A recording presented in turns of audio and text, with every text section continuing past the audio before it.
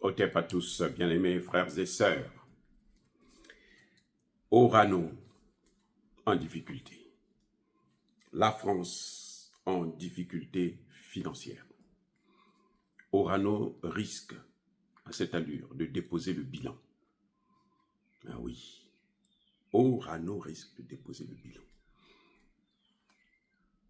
Pour ce premier semestre 2024, Orano a perdu 133 millions d'euros, c'est-à-dire l'équivalent de 87 milliards de francs CFA en 6 mois seulement.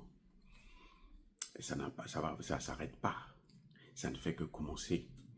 Et ça va s'aggraver. Parce que depuis qu'ils ont perdu ça, ce que vous voyez là, ce déficit-là, ces difficultés financières-là, c'est à cause du permis de l'exploitation d'uranium du Niger. Eh oui, c'est à cause de ça. Ça, c'est la conséquence. Maintenant, ceux qui nous disaient que, oh, mais vous savez, oh, la France sur plus de 5% de l'uranium du Niger, on peut s'en passer de ça. Il y avait un là qui était sur TV5 Monde, le directeur, je ne sais pas quoi, du département africain, gros titre, un Sénégalais, comme d'habitude, qui disait, non, mais vous savez, la France peut se passer de l'uranium du Niger. Voici les conséquences. La France peut se passer de l'uranium du Niger. Voici les conséquences. Ça y est là. Orano a tout perdu. Orano est en perte de vitesse. Orano est en train d'aller vers la faillite. Orano est en train de couler parce que les entreprises françaises ne sont pas habituées à la compétition. Voilà le vrai problème. Ils ne sont pas habitués à la compétition. Ils sont habitués à des faveurs, au pillage, au vol. Parce que quand ils viennent en Afrique, là, c'est pas comptabilisé, quoi, puisque ça, c'est comme si c'était pour eux, les matières premières africaines, ça appartient à la France. C'est ce qui est en train de changer, notamment avec le Sahel. La Confédération des États du Sahel est en train de mettre la France à sa propre face, à sa propre place, à sa propre valeur. La France qui se donnait, vous savez, la France achetait l'uranium du Niger à près de 4000 francs CFA le kilo. Quand elle partait acheter au Canada, elle payait 135 000. Vous voyez, de 4000 à 130 ou 135 000. Donc plus de 125 000 de différence. Donc, ça dit que le pétrole, l'uranium du Niger, la France prenait ça gratuitement. Elle ne se posait pas de questions, c'était gratuit. C'est pour elle, c'est pour sa famille. C'est pour Macron, il croyait que c'est pour sa mère. Donc, il peut servir ça. La pauvre maman, pardon, vous m'avez rien fait. Mais c'est une façon de parler. Je veux dire que Macron s'était tellement approprié. Bon, de toutes les façons, tous les Français, ils font la même chose.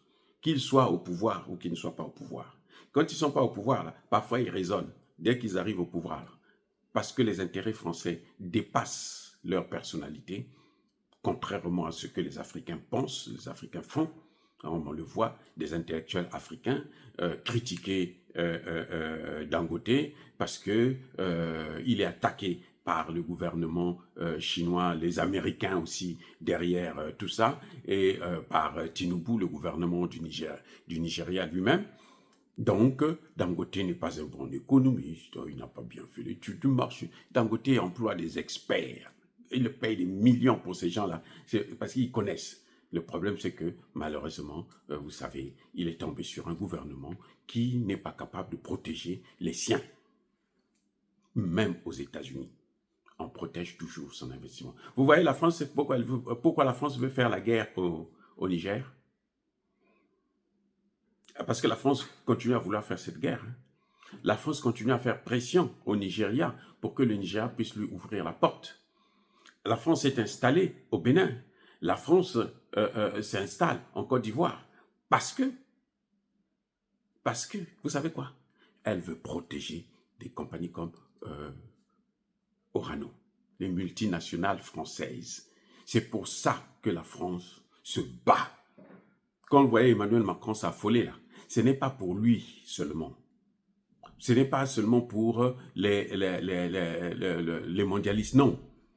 Emmanuel Macron se bat pour ces firmes.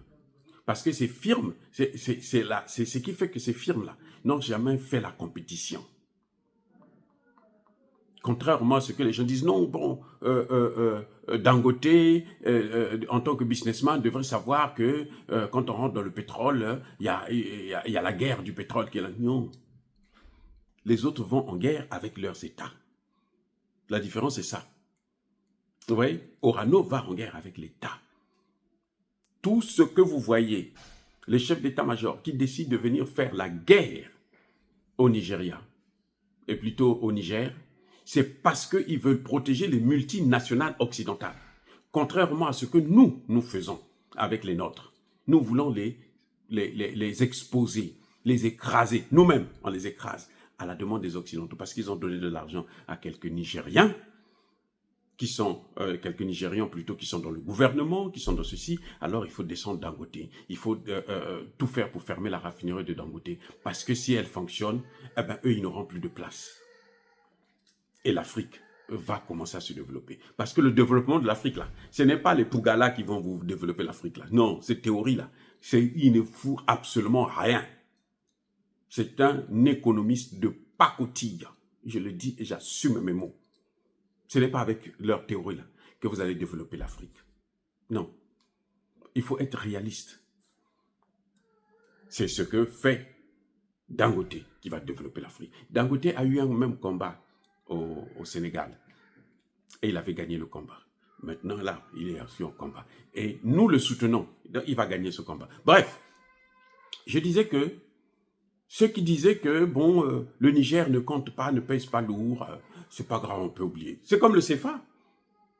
Les Français vous disent, on a vu un idiot du Front National, hein, le RN là, qui va vous dire non, nous on peut se passer du franc CFA, nous dépensons de l'argent. Avant, vous dépensez tellement de l'argent, maintenant que vous dépensez trop d'argent pour nous là, nous on veut plus que vous dépensiez, gardez votre argent. Mais nous on sort du CFA. Les Français ne veulent plus. Ce sont les Français qui au Parlement discutent du CFA. Où est leur problème?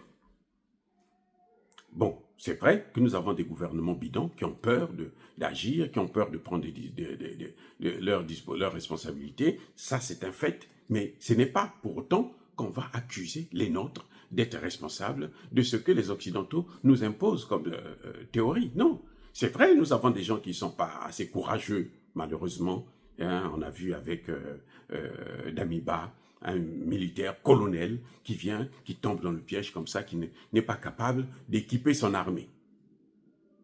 On a vu Bazoum qui critique son armée, qui insulte son armée, dénigre son armée, humilie son armée. C'est vrai que nous avons ça. Mais notre vrai combat, c'est avec l'autre. Celui qui est derrière ces gens-là. Donc, nous dire encore, je ne veux plus entendre des gens qui viennent me dire, non, vous savez, la France peut se passer de nous. Non, elle ne peut pas. Elle-même, elle a dit, l'avenir de la France, là, c'est en Afrique. Non, qu'elle sache que l'avenir de la France, c'est en France. L'avenir de l'Afrique, c'est en Afrique. Et nous devrons arrêter de soutenir ces théories qui n'ont ni tête ni queue. Voilà ce que j'avais à vous dire aujourd'hui concernant Orano. Je suis content que Orano puisse faire faillite parce qu'ils ont assez pillé et tué des Nigériens. Vous savez quoi? Quand la France exploitait l'uranium, là, elle prenait les déchets, là, elle les jetait à ciel ouvert. Oui, poubelle à ciel ouvert. Et donc, ça entraîne une catastrophe humanitaire incroyable. Et donc, si une entreprise comme ça, là, peut tomber en faillite, puisqu'on ne peut pas la juger, parce qu'ils sont trop puissants, mais au moins, cette faillite-là, nous devons nous réjouir. Et moi, je ne pleure pas. Je suis désolé. Je ne veux pas pleurer pour les difficultés d'Orano. Point final. Soyez bénis, abondamment bénis par le Dieu des Kémites et par nos ancêtres angélisés. Mais que tous ceux qui persécutent le continent africain, le pillent et le déstabilisent, qu'ils soient noirs, blancs, chinois, arabes, juifs, indiens, qui qu'ils soient punis, maudits, foudroyés, neutralisés, écrasés, effacés par le Dieu des Kémites et par nos ancêtres angélisés. Vive l'Afrique éternelle, j'ai dit, et